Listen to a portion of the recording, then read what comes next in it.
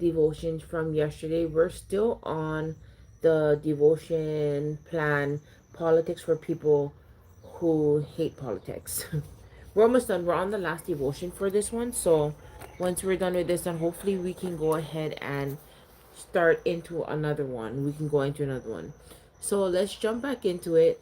So in this devotion, in their book Designed to Lead, it's by authors Eric Gager and Kevin Peck, um, who wrote that the church is uniquely set apart to develop and deploy leaders for the glory of God and the advancement of the gospel.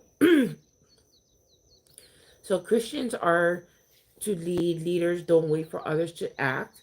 They charge directly into dicey situations while everyone else stands on the sidelines to gauge whether or not it's safe to follow. And leaders always go first, even when they stand alone. Okay. So Geiger and Peck remind us that leadership failures are often rooted in passivity. So sins of omission grieve God's heart as much as sins of commission.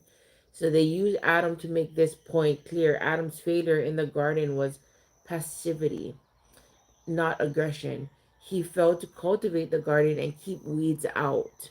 And his passivity changed humanity's relationship with God forever. So as leaders, we must not only initiate unity but also cultivate our nation in such a way that we keep the weeds of divisions out cut. That can look like speaking the the truth to put a stop to political spin cycle, refusing to denigrate politicians on the other side of the aisle, or initiating respectful conversations about your differences with others. So there are myriad ways to go first, but if you can't think of one, just ask God to help and be prepared, because when you do, you'll be flooded with opportunities to lead. So today I would like you to reflect on taking a moment to ask God to reveal where passivity may be limiting your ability to influence and lead. So what is one proactive way you can cultivate a culture of peace and respect? Okay. So this devotion plan has was adapted from the book Politics for People Who Hate Politics, and How to Engage Without Losing Your Friends or Selling Your Soul. So that's what this whole plan that we read um is based on that book. Okay, and the only reason why we read it, I wanted to jump into this devotion, is because right now it's such a political thing that's happening in the world, our world of society, with the president and all these changes that are happening in the world. And I wanted to show that there is a distance between just being you and being a politic. Like, you can still be in the Lord's house, but how do you present yourself even in the world of politics and then the world behind closed doors? Hi, good morning. So in this devotion, hi, good morning, 4-2. So in this devotion, comes from part of the devotion comes from scriptures from Proverbs 3 and 5. And what that says is, it says, trust in the Lord with all your heart. Do not depend on your own understanding. Seek in all that you do, and he will show you which path to take. And then 1 Peter 3:15 says, instead, you must worship Christ as the Lord of life. And if someone asks about your hope as a believer, always be ready to explain it. But do this in a gentle, respectful way. So keep your conscience clear. Then, if people speak against you, they will be ashamed when they see what a good life you live because you belong to Christ. At one point, sometimes,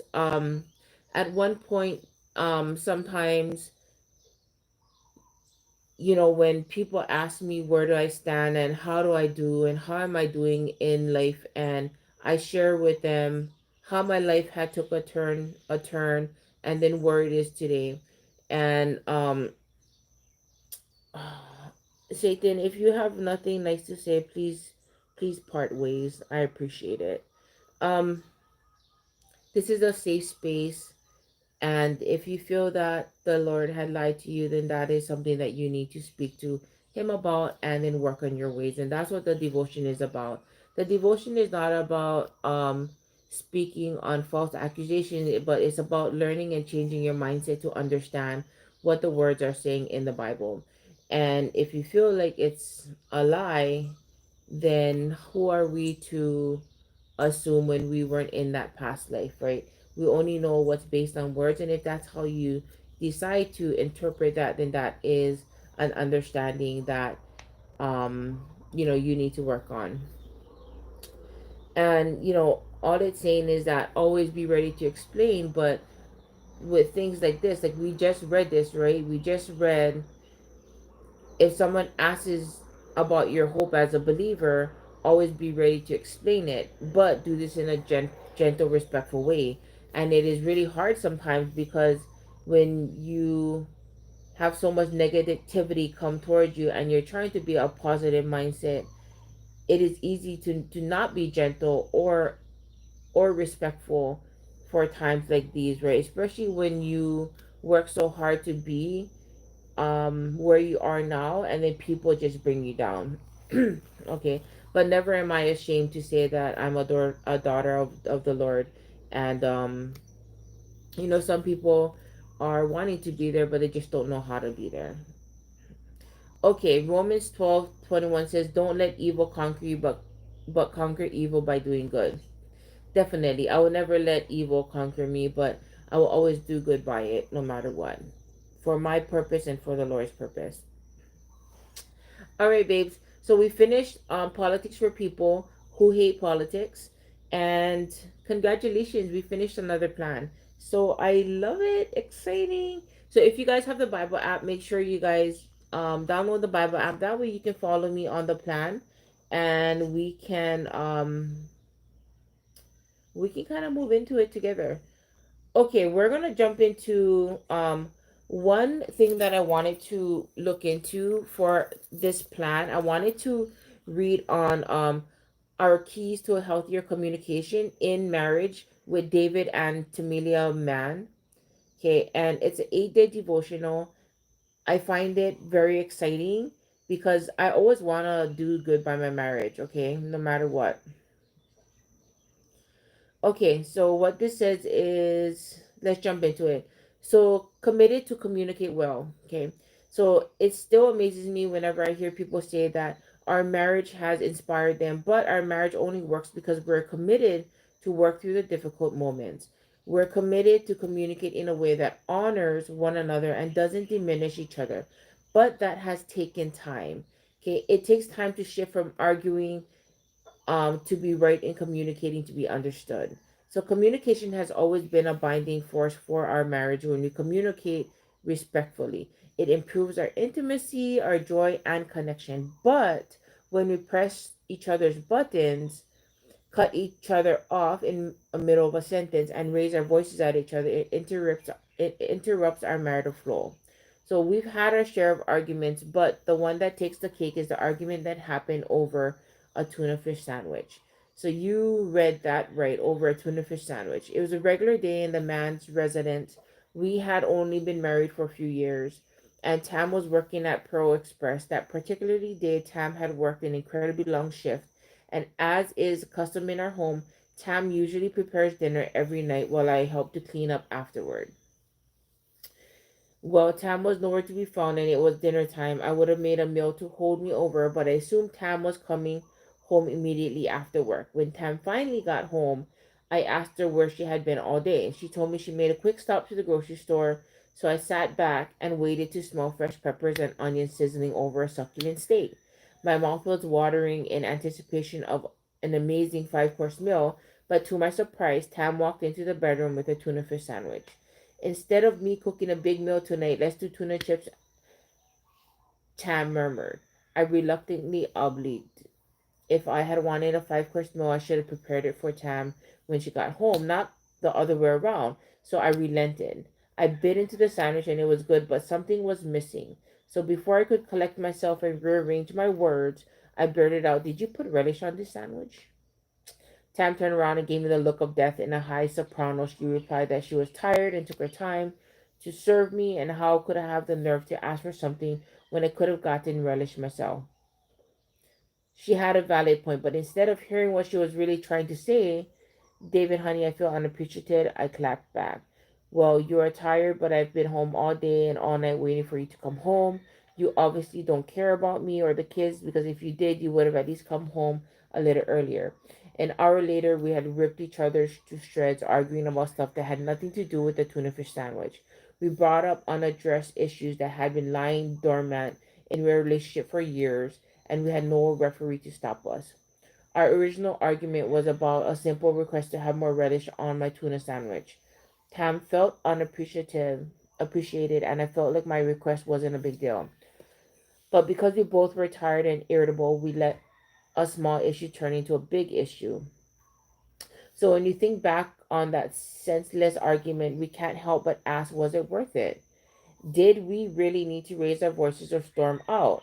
What was lying beneath the surface of our frustration? One argument over a tuna fish sandwich taught us 7 lessons that we now consider as we work to practice better communication with one another. Okay. So this devotion, um, this couple talks about, Tam and David talks about, they're from Madia.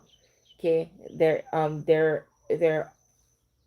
actor and actress from Madia, and they talk about their marriage, and how they learned from just listening to each other and appreciating each other, no matter how big or small, and how they went from relish on a sandwich to 7 lessons that they learned about each other while in that argument.